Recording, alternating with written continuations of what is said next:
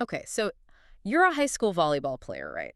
You got that passion, that drive. You really want to level up your game. Yeah, that ambition is huge. But here's the thing, that challenge we all face. What do you actually do when the coach isn't there? When it's just you, maybe your driveway, maybe the living room wall, how do you make that solo time count? That's exactly what we're diving into today. We're aiming to give you the blueprint, the foundations for building your own at-home training plan. Right, not some rigid, do this on Monday, this on Tuesday schedule. No, exactly. Because everyone's different, you know?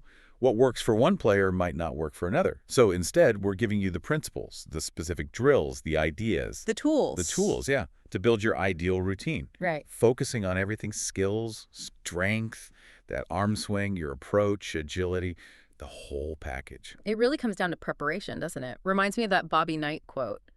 Something like, the will to win is common, but the will to prepare to win is what matters. Oh, that's a great one. Nails it, really. Because true improvement, especially in a skills sport like volleyball, it doesn't just happen. It's earned. Rep by rep. Exactly. Rep by painstaking rep when nobody's watching. Hmm. That consistency, that dedication, that's where the magic happens. And it shifts your focus, too, right? Instead of just stressing about winning the next game. Yeah. You start competing against yourself. Yeah. Like, can I be better today than I was yesterday? Hmm. That actually lowers stress, strangely enough. Because you control the effort part. You control the preparation. You control the process. And focusing on that fosters real, sustainable effort. That's the deeper win, I think. Okay, so let's dig into this at-home training idea. Team practice is obviously important, but why is this solo stuff so critical? Well, think about it. Team practice focuses on team systems, maybe some drills, game situations.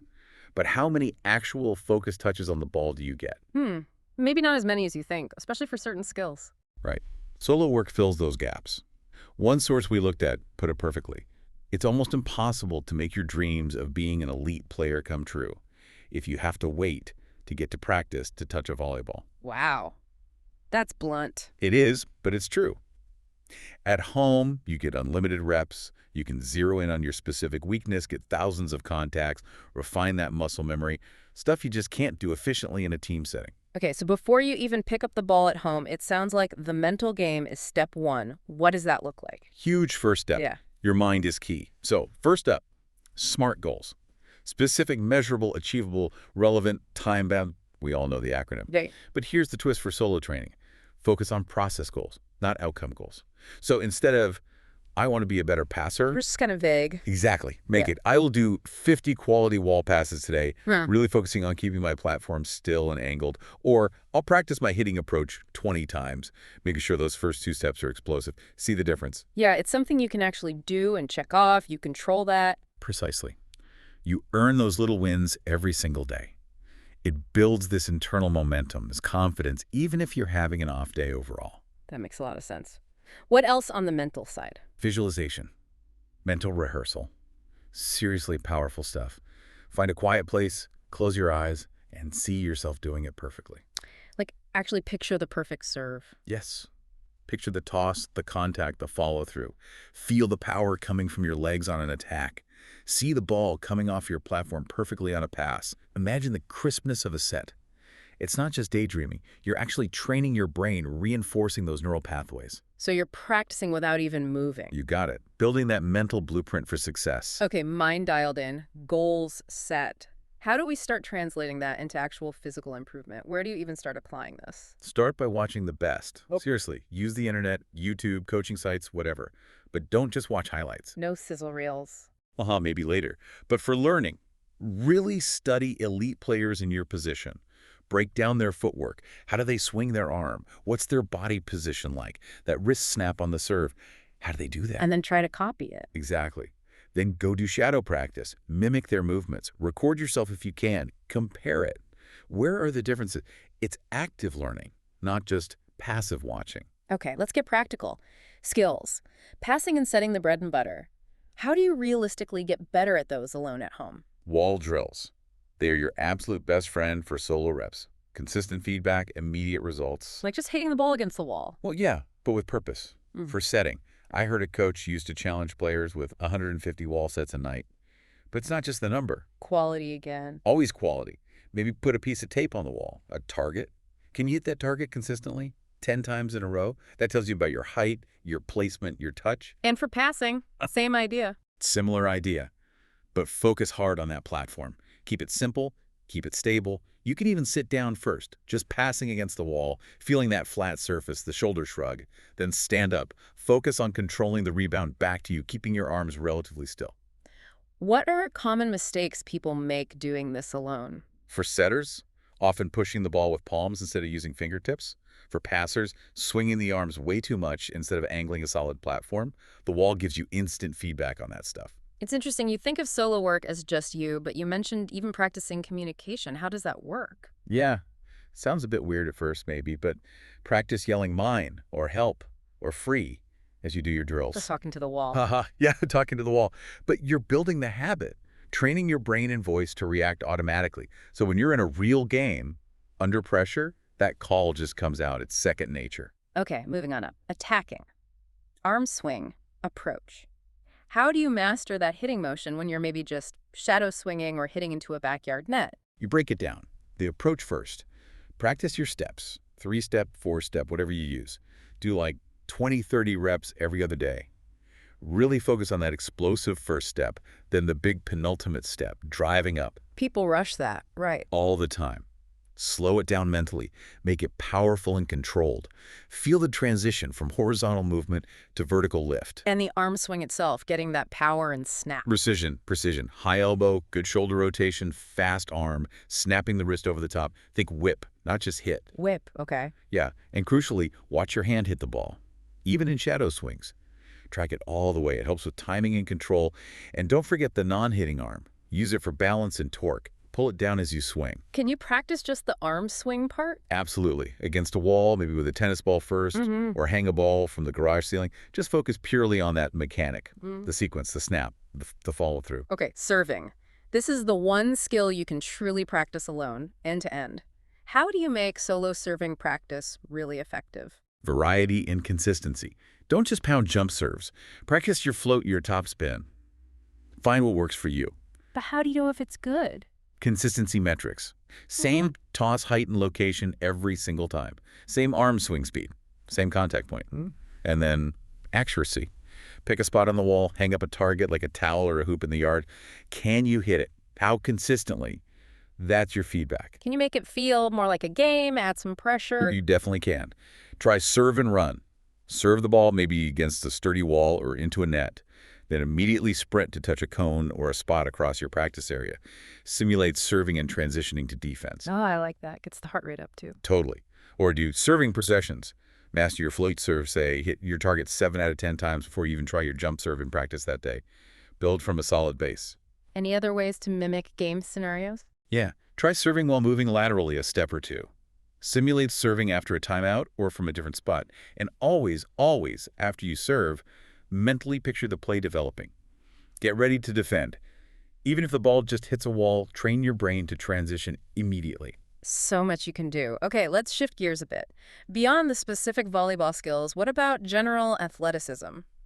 Agility, footwork. Super important. Volleyball is a game of quick movements, reactions, changing direction. You need quick feet. How do you train that at home? Maybe without fancy ladders. Get creative. Use masking tape on the floor to make your own ladder or agility dots. Practice quick feet patterns in, out, out, lateral shuffles, crossover steps.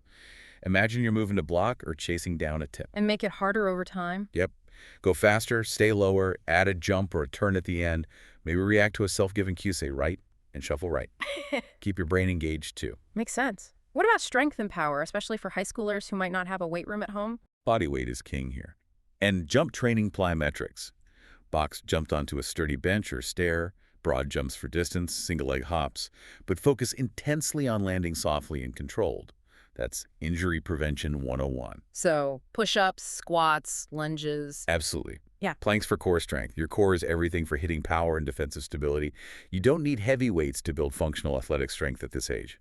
Just consistency, good form, and maybe gradually adding reps or sets. Right. Focus on form overload. Always, especially when training alone. Okay, defense. Digging. That feels really reactive, dependent on hitters. How do you work on that solo? You work on the foundations. Get comfortable in that low athletic stance. Platform ready, Eyes forward. Practice shuffling, diving safely, maybe on carpet or grass first. Balance is key. Try standing on one leg, maybe doing slight movements to improve stability. Can you simulate getting dugs? Kind of. Toss a ball against a wall, maybe an uneven part if you have one, and react to the unpredictable bounce. Get low, extend, pass it back up to yourself. The main thing is practicing that quick reaction, getting low, and controlling the ball. And mentally? Mentally simulate. Picture a hitter coming at you. Line shot move, cross-court move, tip dive. React. Get your platform there, then recover quickly back to base. Drill the movement and the readiness. Emphasize getting truly low. Good point. And finally, flexibility and injury prevention often gets pushed to the side, doesn't it? Way too often. But it's critical for longevity and performance. Better flexibility means a bigger range of motion for hitting, reaching, everything. So stretching. Dynamic stretching before you train. Arm circles, leg swings, torso twist, pulling knee to chest. Get the blood flowing, warm up the muscles. Static stretching, holding stretches is better for the cool down afterwards. And consistency matters here too. Hugely. Regular stretching reduces stiffness, prevents pulls, use good technique, no bouncing, breathe through it, wear comfy clothes, and stay hydrated. Dehydration actually slows reaction time, so drinking water is part of injury prevention too. Wow, okay. So clearly, no single 7-day schedule fits all. We've got all these amazing pieces, mindset, skills, conditioning, flexibility. How does an athlete take all this and build their own routine? That's the key step. It starts with honest self-assessment. Where are you weakest? What skills need the most work right now? Maybe ask your coach or look at video of yourself. Pinpoint maybe 1-3 key focus areas. So don't try to do everything every day. Probably not realistic, no. Pick your spots. Then commit to consistent, quality reps in those areas. Maybe it's 15 minutes of focus setting practice 3 times a week, or 20 minutes of serve practice twice a week. Schedule it in. And mix it up. Yeah, vary your training. Don't just do passing drills Monday, setting Tuesday, hitting Wednesday. Mix skills work, conditioning, maybe some mental work each week. Keep it fresh. And always warm up properly before and cool down after. What about basic gear? Your own ball is essential. Non-negotiable for getting touches, water bottle, obviously, knee pads for doing floor work, maybe some resistance bands, great for shoulder health, and arm swing drills. Jump rope is great, cheap cardio. Got it.